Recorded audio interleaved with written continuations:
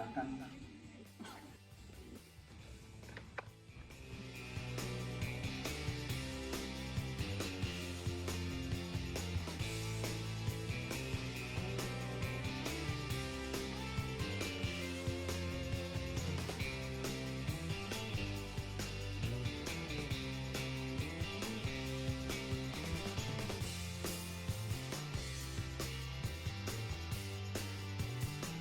Dengan baca basmalah, kita potong tumpengnya.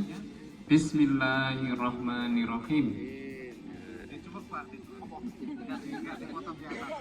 Oh, ini bukan dipotong, ini digali nih.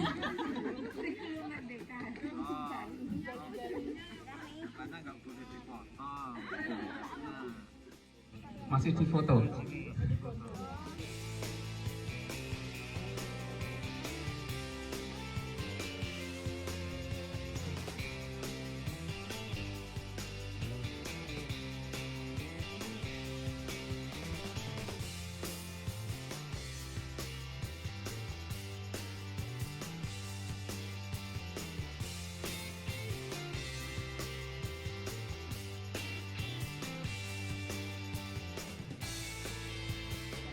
Cita-cita yang tinggi dan dasarnya itu adalah landasan yang kuat.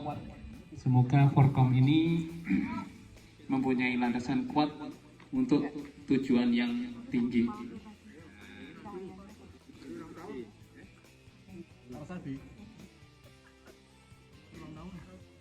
Ini dipotong, yang pertama diserahkan kepada yang muda.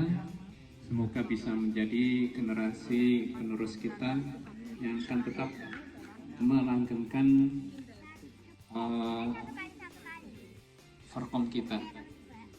Kemudian yang berikutnya akan kita sampaikan kepada Pak Rosadi, sesepuh kita sebagai penasihat.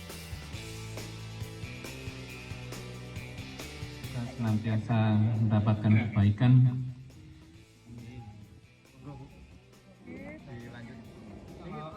Tumpengnya dimakan terakhir biasanya nggak habis.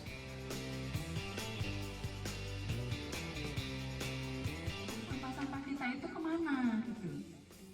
Bapak Ibu sempat berpikir nggak sampah kita itu apakah betul-betul hilang, disulap gitu? Iya, kelola dengan baik, nggak ada yang dibuang ke sungai gitu dan lain sebagainya. Sebagian besar kemana? Ternyata 69% sampah-sampah kita itu belum terkelola dengan baik ya. Ada yang sudah terkelola, paling hanya sekitar 8%, 69% itu kemana kira-kira sampah-sampah kita? Diangkut, habis itu kemana Pak itu? Iya, kita ke TPA. Ini TPA yang terdekat dengan kita, ya. Bukit tersendiri menjadi bukit sampah seperti itu. Ya. Kalasan di mana? Kalau di puncak mungkin kalasan sih. Sana ya, menjauh di sana. Bapak Ibu ada yang pernah ke sana Piungan? Tepatnya Desa Girimulyo, kalau tidak salah. Ya. Ton lebih yang masuk. Kira-kira mau diuruk kemana lagi? Kalau sambil menggunung, padahal ini konstruksinya itu hanya pakai open dumping ya, hanya ditata undang-undang kayak gitu. Ini sangat rawan sekali bagi perumahan atau permukiman di bawahnya, disibukkan oleh sampah-sampah ini.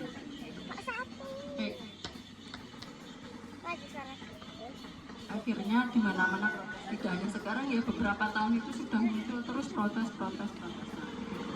Nah ini saya ingatkan kembali, ini mengacu dari buku ya, bahwa sebetulnya kita atau pemerintah keluarga Sleman ya, anggaran pemerintah itu untuk membuang sampah ke Piungan sana bisa sampai miliaran ya Pak.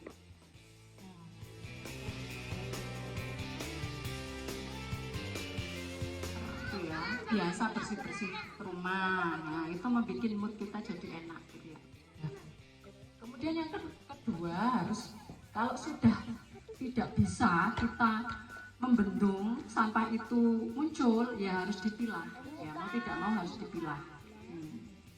Biar apa? Biar berdaya guna, biar nilai kemanfaatannya lebih banyak lagi gitu misalnya ya.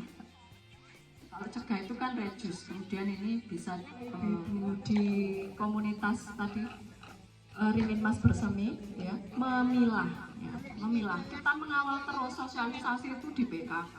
Saya biasanya minta waktunya untuk mengevaluasi kegiatan kemarin, diingatkan lagi, dibikinkan daftarnya. Kita mau memilah apa saja, setidaknya memang dulu ingin tabungan sampah, tapi ketika memilahnya belum optimal, kasihan pengurusnya, mencatatnya, dan tadi ya penimbangannya sangat repot. Jadi kami masih polanya adalah sedekah sampah, dan ini terus kemudian diangkut. Kita janjian dengan pengepul yang alhamdulillah mau meregani sampah meskipun plastik itu kita kumpulkan dan ditimbang ya, per kilonya 700 kalau salah ya. Oke. Semua kalau sampah itu bisa sampai jenisnya sampai 60-an ya. Di rumah tangga 40% itu adalah dari bahan makanan kita ya.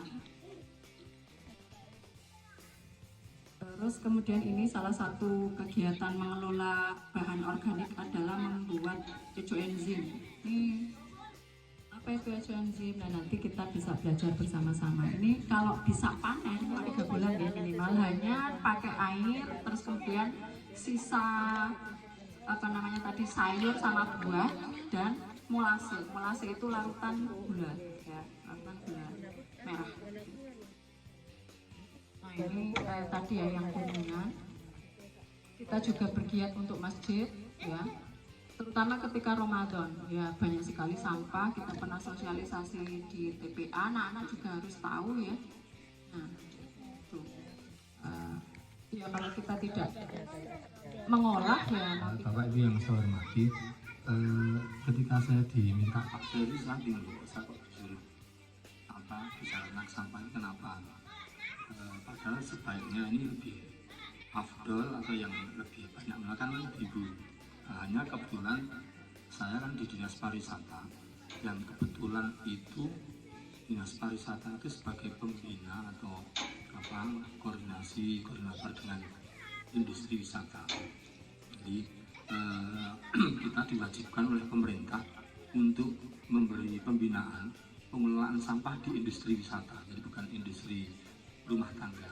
Industri wisata itu ada banyak sekali, ada hotel, dan ada mungkin sahabat restoran, kemudian ada hiburan malam, ada panti pijat, spa, itu termasuk industri. Ya, industri panti pijat, spa, Bapak Ibu, kalau yang sering ke spa, panti pijat itu termasuk industri. Misalnya itu seperti kalau kita tuh di gunung, itu lihat kawah, coba di 2008 seperti kawah kalau kita di Tangkuban Perahu itu Bapak, pernah ke Bandung, Tangkuban Perahu itu 2008 itu. Belum lama saya ke sana itu sama anak-anak saya nggak pemandangan itu kelihatan dari atas itu sudah timbul luar biasa. Kampungnya menjadi bagus, ini pengolahan sampah menjadi luar biasa. Nah, ini tidak akan pernah bisa dilakukan kalau hanya satu RT Bapak. Karena RT itu kecil. Destinasi wisata kok bisa RT. Nah, ini kecil, sehingga pengolahan sampah ini pentingnya Forkom. Jadi pengolahan sampah itu apa? Sampah itu apa, tadi sudah disampaikan bahwa sampah ini merupakan material sisa hasil aktivitas yang diolah sebagai kegiatan rumah tangga, industri. Ini adalah sisa-sisa sampah ya, banyak sekali sisa sampah. Jadi ada sampah yang masih bermanfaat, sampah yang tidak dianggap itu apa, hasil yang sudah tidak dianggap itu dianggap sampah. Jadi apa, sampah rumah tangga ya. Kalau sampah masyarakat itu bisa manusia sekali. Sampah yang seperti plastik, kaleng, dan sebagainya. Dan kalau ini biasanya berupa kertas, dan plastik, kaleng, sampah bekas alat-alat apa elektronik dan yang sebagainya. Ini yang harus kemudian sampah plastik bisa bertahan sampai ratusan tahun. Ini luar biasa mengerikan ya. sehingga bagaimana caranya mengelola sampah anorganik ini dapat dilakukan dengan cara 3R. Tadi sudah disampaikan 3R. 3R itu apa? Bapak Ibu ada yang tahu 3R nggak? Yang tahu mungkin Bu Widiati sama tim KPSM yang lain belum tahu. 3R itu apa? Ini 3R ini. R itu pertama, di sini kegiatan mengurangi sampah, misalnya membuat tas kantong pada saat belanja, ya, disarankan pulang atau tidak membeli barang bekas. Misalkan kalau belanja itu ya tadi ya, terutama ya bawa tas, kemudian sesuai kebutuhan saja. Kadang-kadang terutama kalau kita puasa itu melihat makanan itu selalu enak, pengen dibeli semua, akhirnya menjadi sampah. Ini cepat saja nih ibu ya Bapak Ibu, karena ini kloter kedua, ini yang ketiga. Nah ini bicycle, ini kegiatan mendaur ulang, misalnya memanfaatkan bahan bekas untuk pot kembang atau mungkin kaleng-kaleng. Kemudian sekarang ada itu Bapak Ibu, bekas minuman itu aqua yang besar itu ada satu mineral kalau nggak salah, itu kan tidak isi ulang, itu bisa dijadikan pot juga. Contohnya seperti ini. Nah, ini produk kita sangat menarik. Nah, ini kita bisa nanti kapan-kapan mungkin dicoba ini nggak susah, ini bekas minuman, bekas minuman kita potong, kita lain ini bunga-bunga bisa antara di sini bisa menjadi hiasan.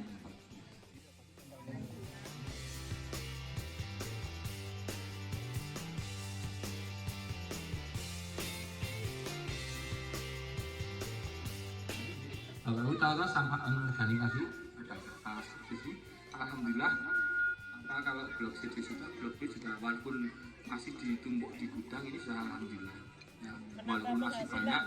Saya tuh kalau pagi itu beli lauk anak saya itu di blok D itu yang sudah punya KPN masih habis di atas sampahnya itu masih di sini. Blok B itu yang daerah utara juga masih kerdus diserahkan anggur sampah. Kenapa tidak dipeni? Kita biasanya kan makan sampah seperti ini loh. Ada yang seperti ini, ada yang tidak. Sampah organik ini mengandung air berbau seperti popok, pembalut, simpan dalam kantong terpisah dan simpan dalam tong sampah di rumah masing-masing. Nanti ini yang sudah kita lakukan sekarang ya.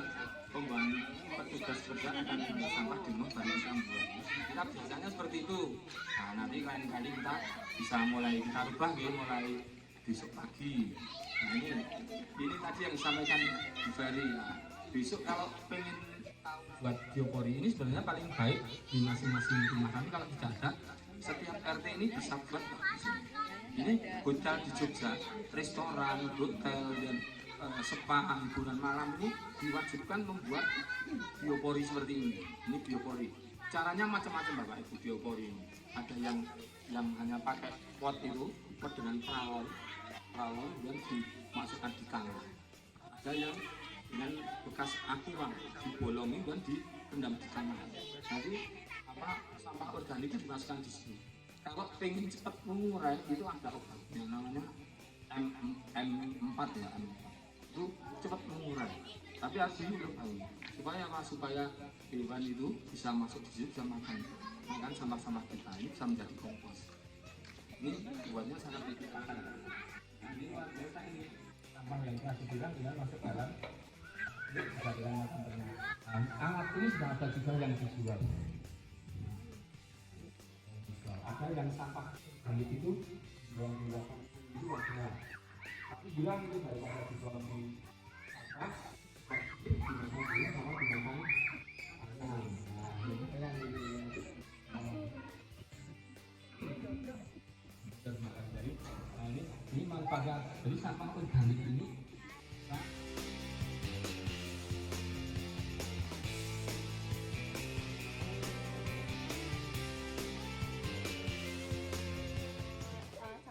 Organik, plastik, kertas itu biasanya kalau blok B memang ditaruh di sini. Kalau saya kadang-kadang saya taruh, saya kasihkan mbah-mbah yang pagi-pagi itu ngambilin sampah itu mbah-mbah itu, kita kasihkan itu ya. Terus selanjutnya saya mau menambahkan juga, biasanya kalau saya ngomongin sampah ke orang-orang terdekat, itu biasanya ibu-ibu bilangnya gini, udahlah tak buang aja, nanti kan dipilihin sama pemulung gitu ya. Padahal sebenarnya enggak ya Bu, pemulung itu enggak memilah sampah. Pemulung itu cuma ngambil apa yang dia bisa jual gitu. Jadi memilah itu tugasnya kita, masing-masing rumah tangga. Nah terus pertanyaan selanjutnya, bukan pertanyaan sih, saya sebenarnya mau mau menambahkan.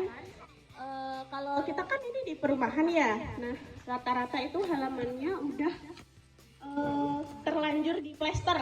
Apalagi karena saya bukan rumah milik saya sendiri, kalau saya sih cita-citanya memang punya rumah itu nanti ada lubang biopori di belakang rumah. Nah masalahnya saya belum punya rumah gitu dan digali buat bikin lubang sampah organik komunal gitu. Soalnya saya nggak tahu mau izinnya sama siapa. Itu kan baru cuma tempat tinggal saya. Sedangkan ini kan banyak nih rumah-rumah di sini, semuanya rata-rata nggak punya halaman yang bisa dibikin lubang sampah organik atau biopori. Bisa nggak difasilitasi misalnya di sini kayak gitu? Mungkin untuk program selanjutnya. Begitu. Terima kasih. Terima kasih Mbak Sofi. Jadi memang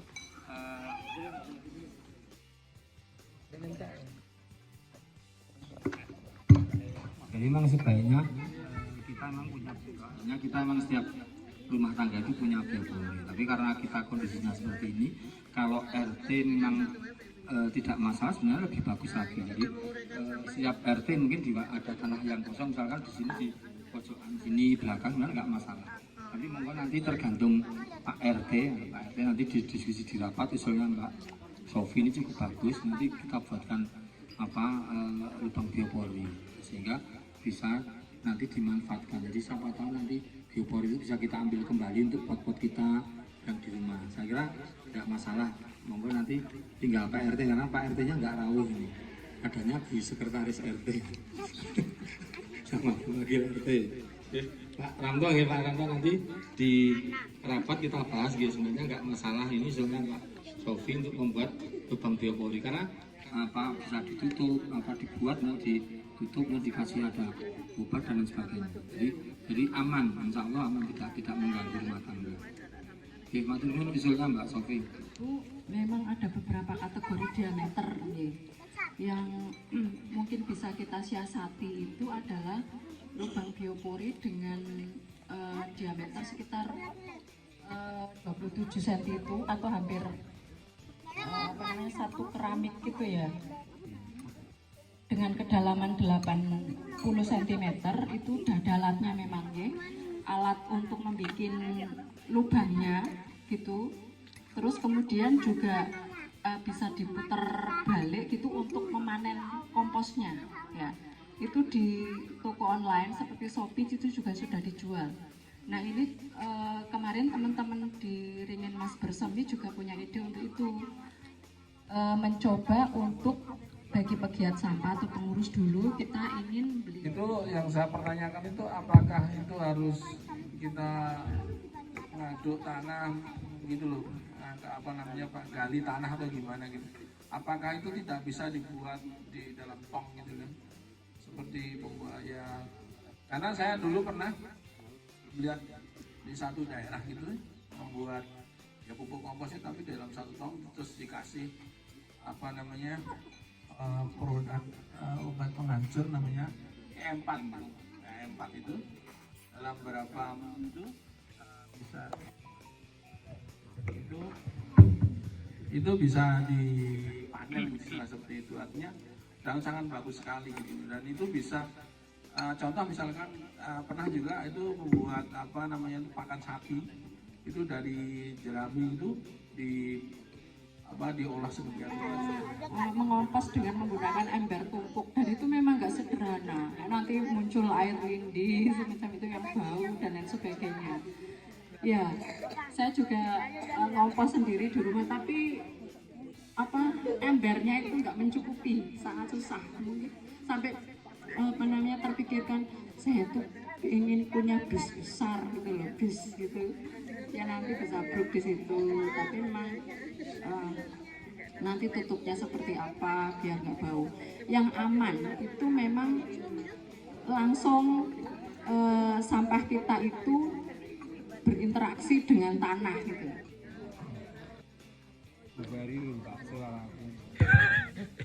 Assalamualaikum warahmatullahi wabarakatuh.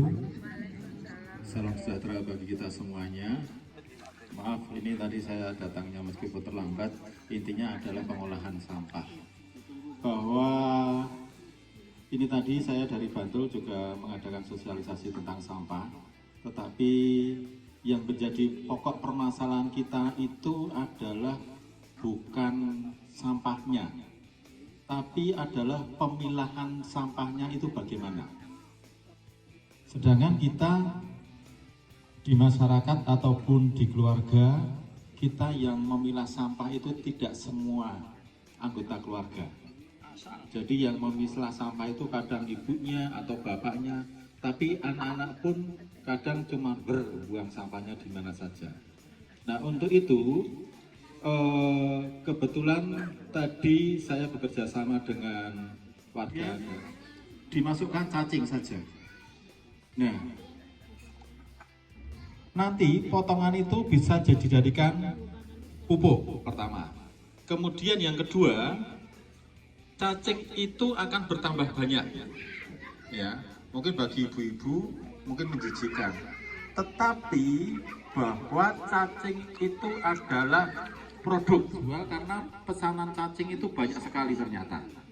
Maka kita bisa bekerja sama produk cacing itu sampai ke luar negeri, yang perlu Bapak Ibu ketahui, dan itu juga direbus. Itu sangat mujarab. Karena saya sudah pernah melakukan itu secara real untuk ponakan saya yang kebetulan sakit tipes. Kemudian hanya 2 kali itu tipesnya sembuh. Dengan 10 cacing, kemudian 1 gelas air direbus jadi 1/4. Nah, ini manfaat yang utama adalah sampah itu tadi. Dengan pengolahan sampah, intinya adalah bagaimana pemilahannya. Itu yang menjadi permasalahan, pokok permasalahan. Kalau semuanya sadar diri kita, karena bukan di negara Jepang atau Amerika yang notabene mereka langsung memisahkan sampah. Oh, ini sampah yang bisa dijual atau sampah yang sampah masakan itu terpisahkan. Tetapi kalau bangsa Indonesia kan nggak bisa seperti itu, belum bisa, bukan tidak bisa, tapi belum bisa, karena belum sadar diri tentang sampah.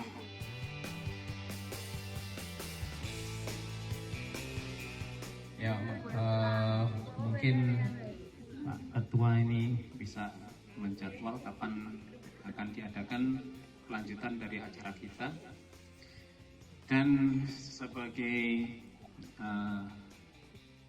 akhir dari acara ini,